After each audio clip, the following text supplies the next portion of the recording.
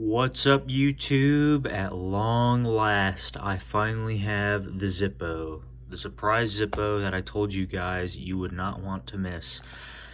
So, I'm just going to go ahead and come clean. This is a Armor Sterling Silver High Polished Zippo number 26. I have not opened it. I have not looked at the date codes. I have not done anything. The only thing I have done to this Zippo is take it out of its packaging that it arrived to me in the mail. And what I think I'm going to want to do, if I can get this out,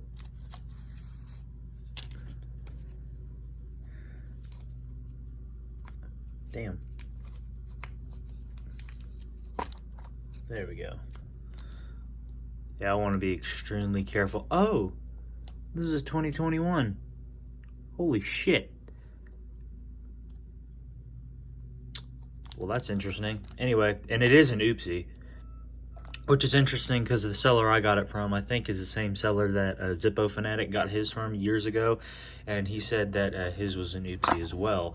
Now, however, all the other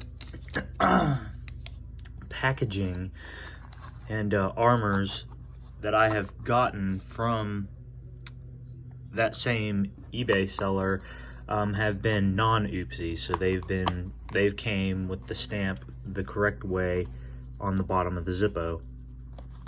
But this will be interesting to get into, and I do have the flat stock insert here ready to put in the Zippo lighter once we get it open. And they don't put this sticker directly on the back of the lighter, which I kind of enjoy. So that way it's not, you know, because that residue, depending what chemical you put on it, it might leave tarnish, weird marks when it starts tarnishing. So I can understand why they would not want to necessarily put the sticker directly onto the Zippo. But here it is. This is the first time I've ever actually held one of these. Yo, that is amazing.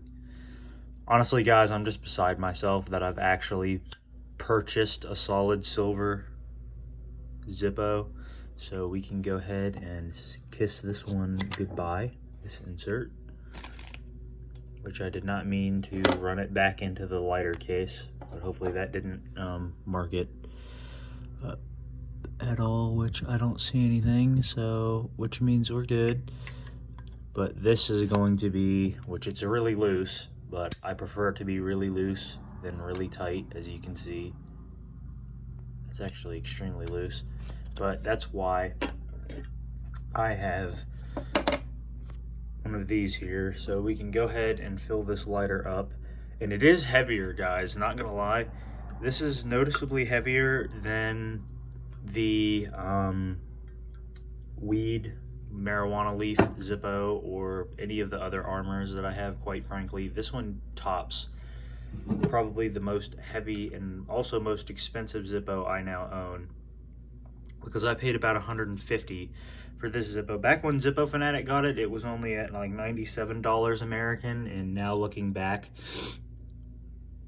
before 2020, it really should have been the time that I had bought my solid sterling Zippo, because I would have been able to get one for relatively cheap compared to now, because they're like $65 more expensive due to everything that's happened in the world within the past year, year and a half, 2 years. So, which is unfortunate, but you know, you live and learn. So it's not really that big of a deal. But we can go ahead and put this back in.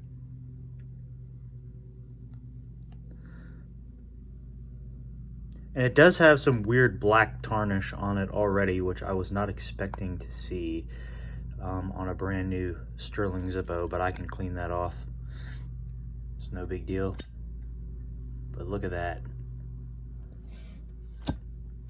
First light. I mean, that is a absolutely ornate, beautifully crafted Zippo. I mean, for real. Again, I'm just beside myself that I have one of these. And this is an A of 21 insert too. So yeah, it looks like they're not changing their bottom stamp at all, unfortunately, which I was hoping they would, because if they were changing this to their new logo, that would have been really cool, because then eventually Zippos like this would become worth something, that have the old 1980 styled stamp and 90s styled stamp, but I doubt they're going to change it at this point. Though I really wish they would, because it would be nice to see, you know, change it up, see a little bit of change in the company. Oh, that's weird. Is that a dent? No. I'm guessing that's just the weird, can you see that on camera, that line going down the center? That's weird. I've never seen that before on a Zippo, but yeah, as you can see, anywhere where I put fingerprints, these little black tarnish spots are probably going to get worse. I don't really mind tarnish on my Zippo. I know Zippo Fanatic tends to keep his pretty clean. However, I personally with mine kind of want to see what happens if it's carried around, gets a little nicks and dings and shit like that. And again, if I drop it and it breaks, it has a lifetime warranty, so there's not really that big of a deal. But I like how it also has the full year 2021 Sterling Made in USA stamped in the bottom. It does not, however, have Bradford, Pennsylvania stamped on it like every other Zippo does. So this is actually another reason why I like this, because it reminds me of the old Zippos, because there was a time, I think by the mid to late 80s, they were stamping, they were stamping Bradford, Pennsylvania on the bottom, but they weren't stamping Made in USA. But this one doesn't even have Bradford, Pennsylvania on it, which is kind of interesting.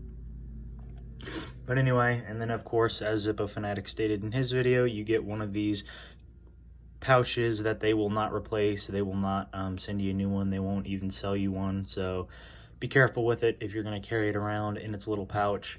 Me personally, I'm probably just going to carry it plain in my pocket like a regular damn Zippo, because I'm not too overly picky about what exactly rubs up against my Zippo.